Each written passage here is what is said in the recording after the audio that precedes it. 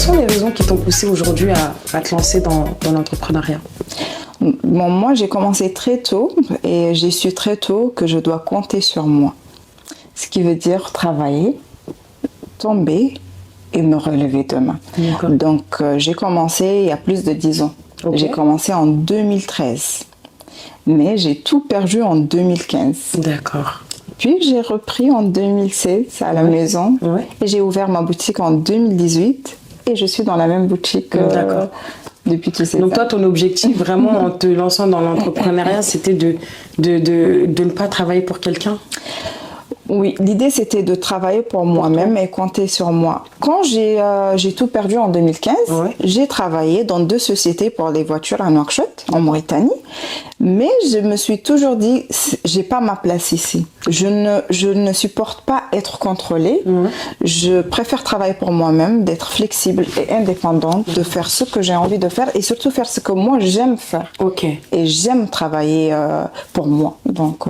D'accord, très bien. Et depuis j'ai jamais travaillé pour quelqu'un d'autre. Donc tu t'es lancée depuis maintenant 10 ans. 10 années, ce n'est pas peu, c'est beaucoup 10 années. Je pense que tu as sûrement dû rencontrer des obstacles. Je pense que ça fait partie de l'entrepreneuriat, mais également des points positifs, etc. Est-ce que tu peux nous citer quelques obstacles, quelques points positifs, quelques défis que tu as rencontrés sur ton chemin de l'entrepreneuriat? Effectivement que j'ai passé par beaucoup d'obstacles qui ont fait de moi la personne que je suis aujourd'hui. Beaucoup dans ma vie professionnelle, même personnelle. Donc pour moi les obstacles, c'est vrai que des fois c'est des freins qui peuvent nous arrêter à jamais, comme c'est des freins qui peuvent être des leçons qu'on va utiliser positivement pour demain. Donc oui, j'ai passé par beaucoup de choses. J'ai ouvert en 2013, j'ai fermé en 2015, j'ai tout perdu. J'ai plus absolument rien, tout. Donc j'ai repris ma vie après ça. D'accord, et oui, donc il y a toujours le côté négatif, mais il y a aussi le positif dans le négatif. Grâce à ce négatif que j'ai pu faire beaucoup de choses. Beaucoup de choses, ça a été ta force, ça a été ta force en quelque sorte.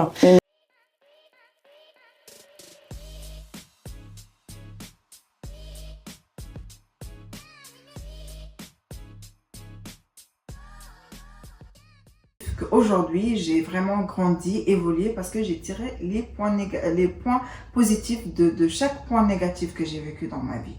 Et tous ces points, c'est des points qui m'ont permis à grandir, d'avancer dans ma vie et d'essayer de faire très attention à ne pas retomber dans les mêmes erreurs qu'avant.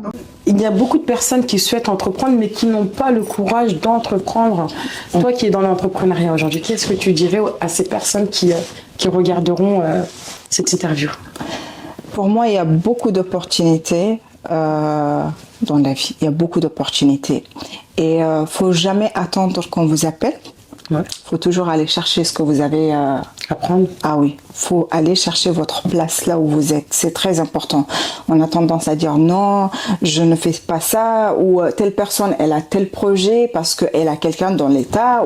Moi j'ai personne dans l'État mauritanien. Et pourtant aujourd'hui j'ai été envoyée par l'État. J'ai été même envoyée, considérée par pas mal d'ambassades en Mauritanie. Et c'est grâce à mon travail. C'est grâce à tout ce que j'ai fait, c'est à ma personne. C'est pas parce que on a quelqu'un derrière qu'on peut pas avancer. On n'a pas besoin d'avoir vraiment quelqu'un solide derrière. On a besoin d'avoir nous, à croire à ce qu'on a et de vraiment de tout développer de l'idée à la création. Ce qui veut dire de prendre l'idée, de croire à l'idée qu'on a et d'avancer dans la vie. C'est tout, c'est simple. Merci beaucoup. Alors c'était Aziza Sega sur TLC Média. Le clap de fin. Moi, si j'ai envie de te retrouver aujourd'hui, où est-ce que je peux te retrouver? À travers je suis sur Instagram, je suis sur Snapchat et TikTok. Instagram, Snapchat, TikTok, Aziza Sega. Instagram aussi de la boutique Aziza Made in Mauritania. Mais une fois que vous êtes sur Instagram Aziza Sega, il y a toutes mes pages. Ce qui veut dire l'association, je suis bénie, la boîte pour les événements culturels Mauritanian Geta et Aziza Made in Mauritania, et même le concept store que je vous ai pas dit encore, les caprices d'Aziza. Les caprices de Aziza, quels sont tes projets futurs? Dis-nous toi. C'est vraiment mes projets futurs, c'est Aziza Made in Mauritania à l'international, ce qui veut dire qu'on va représenter la culture mauritanienne partout dans le monde. Est-ce que tu peux nous citer un très beau souvenir que tu as depuis que tu as lancé ma marque? Ouais. Grâce à Aziza Made in Mauritania, j'ai été considérée comme une leader en Mauritanie par l'ambassade des États-Unis qui m'ont envoyée aux États-Unis pour un séjour de 3 semaines, prise en charge juste parce que je suis une jeune qui a un impact positif sur la jeunesse mauritanienne et qui crée de l'emploi et qui aussi motive et encourage les jeunes à se lancer dans le Made in Mauritania. Donc oui, j'ai adoré, j'ai aimé. Je m'attendais pas à ça. Ouais. Je pensais pas que aussi le Made in Mauritania aura ce grand impact. D'accord. Donc vraiment, subhanallah, on commence par amour, mais on ne sait pas ça va nous amener. Mais c'est un très beau souvenir. Ouais. Ça. J'ai également entendu que tu étais une très grande influenceuse. Non, je suis une entrepreneuse.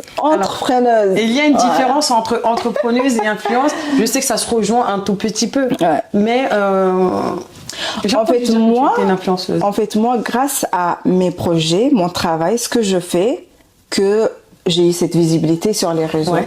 Donc avant ça, je n'avais pas cette visibilité parce que j'ai jamais été le genre qui est sur les réseaux pour créer du contenu. En fait, autour de moi-même.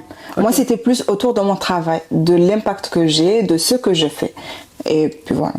D'accord. Grâce à ça, je suis devenue un peu connue. Bah écoute, c'est très bien. Alors, c'était Aziza, c'est bien sur TLC Média. Vous allez avoir toutes les infos sur la vidéo où la retrouver. Elle vient de le dire sur Instagram, sur TikTok, sur Snapchat. N'hésitez pas à vous abonner à son compte.